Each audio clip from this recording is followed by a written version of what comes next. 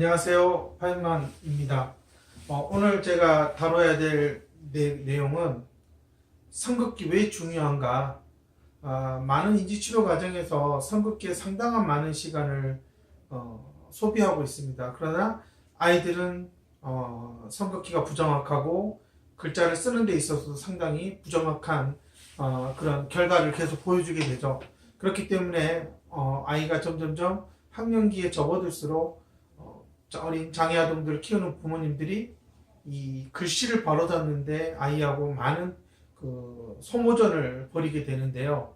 그러면 이 삼국기를 어떻게 해야지만이 과연 이 아이들이 점점 학년기에 접어들수록 글자를 쓰는데 정확성과 정교함이 나아질 수 있는지, 이런 부분에 대해서 기존의 인지치료사나 아니면 엄마들이 많이 생각을 해야 되는데, 지금 무엇이 처음부터 중요한지를 잘 모르고 있다는 거죠. 우리가 흔히 말하는 성급기라고 하는 것은 결국은 조직화 능력을 키워주기 위해서 하는 거거든요.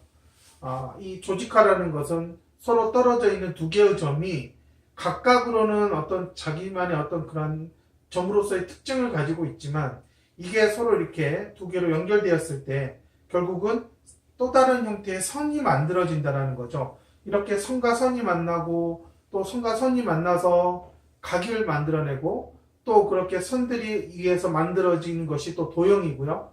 또 한 면과 한 면이 서로 연결이 되면 입체가 되는, 이렇게 해서 결국은 아이들이 이 성급기를 통해서 여러 가지 사물을 인식하는 데 있어서의 지각 능력을 향상시켜 줄 수 있고, 더불어서 점점점 높은 수준으로 추상적 사고를 할 수 있는, 즉 새로운 개념과 개념을 연결하는 그러한 사고의 조직화까지 가능하다는 겁니다.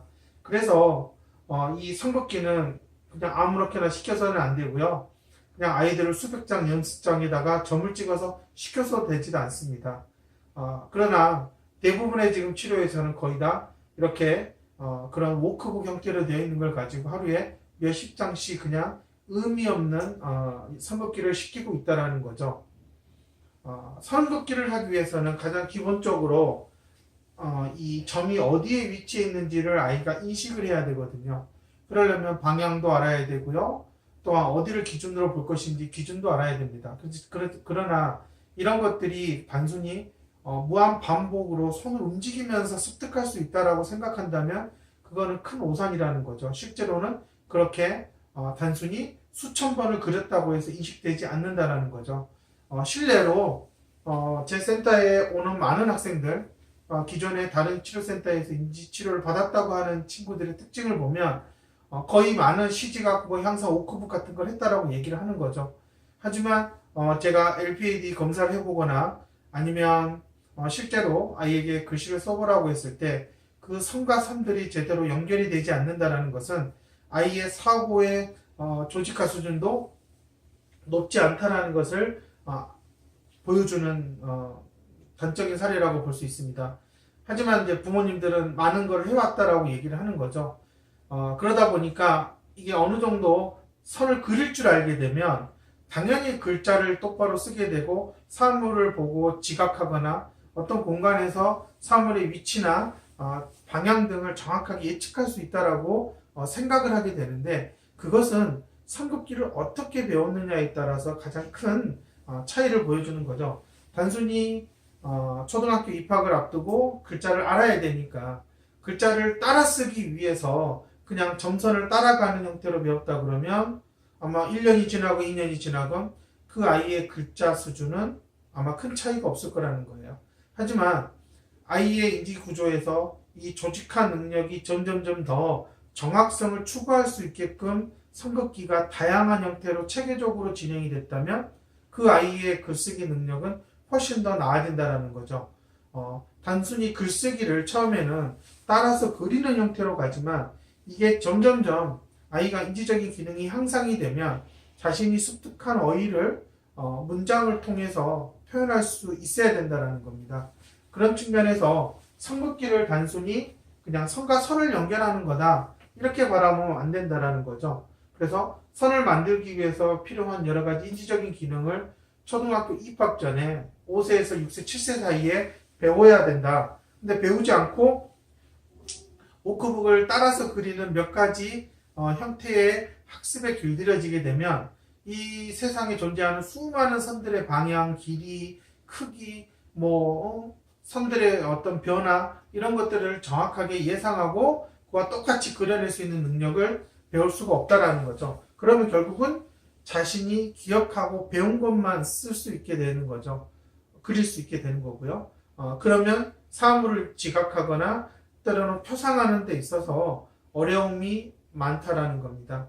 그게 제가 항상 강조하는 기존의 그러한 무한반복 훈련 가지고는 절대 되지 않는다 라는 거고요. 이 FI 프로그램에서는 그러한 사고의 조직화부터 서서히 각각의 필요로 하는 인지적인 기능을 아이가 자연스럽게 사용할 수 있게끔 함으로써 스텝 바이 스텝으로 조직한 능력을 배울 수 있게 한다. 그래서 FI 도구는 모든 도구의 시작이 점조직으로부터 시작하는 거죠. 그래서 이 점조직을 어떻게 중재를 해주냐에 따라서 향후 아이의 그 발달 방향, 그 다음에 발달 속도 이런 부분들이 큰 차이가 나타난다는 거죠. 그래서 단순히 기존에 있는 인지치료는 계속 이렇게 삼국기만을 강조한다는 거예요. 하지만 FI에서는 이렇게 중재를 기반으로 해서 사고의 조직화를 끌어낼 수 있다는 겁니다. 특히 학령 전기에 있는 아동들은 이 삼국기를 아주 재밌게 다양한 형태로 좀 배워야 됩니다. 단순히 종이에 인쇄되어 있는 것들을 색연필로 사인펜으로 긋고 연필로 긋는 게 아니라 처음부터 이 점들을 다양하게 배치해 보고요. 그렇게 할 수 있는 환경에서 이 점과 점이 연결된다라는 게 어떤 의미이고 또한 그것들을 자기가 얼마나 자신감을 가지고 그릴 수 있느냐, 이게 결국은 수많은 정보들 사이에서 의미 있는 형태로 하나의 조직화된 형태를 만들 수 있는 능력을 갖출 수 있게 되는 거죠.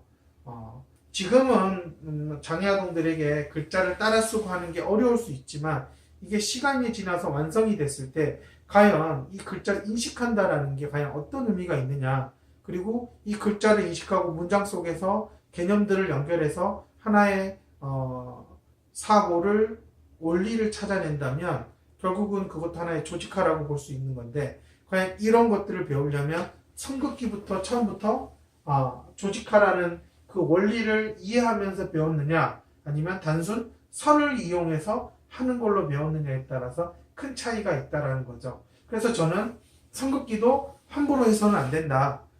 정말 중요한 삼국기를 좀 더 체계적으로 배우기 위해서는 어렸을 때부터 이렇게 조직화라는 인지적인 기능을 향상시키고자 하는 목적으로 해야 된다는 거죠. 그런 측면에서 저는 제 센터에서 선생님들과 다양한 형태에서 어린 아이들이 선을 인식할 수 있도록 방법들을 찾아서 실제로 사용을 하고 있고요. 그 효과는 시중에 나와 있는 여러 권의 워크북을 사용하는 것보다 훨씬 더 뛰어나다라는 거죠. 그런 측면에서 제가 이 삼국기가 왜 중요한지에 대해서 오늘 설명을 해드렸습니다.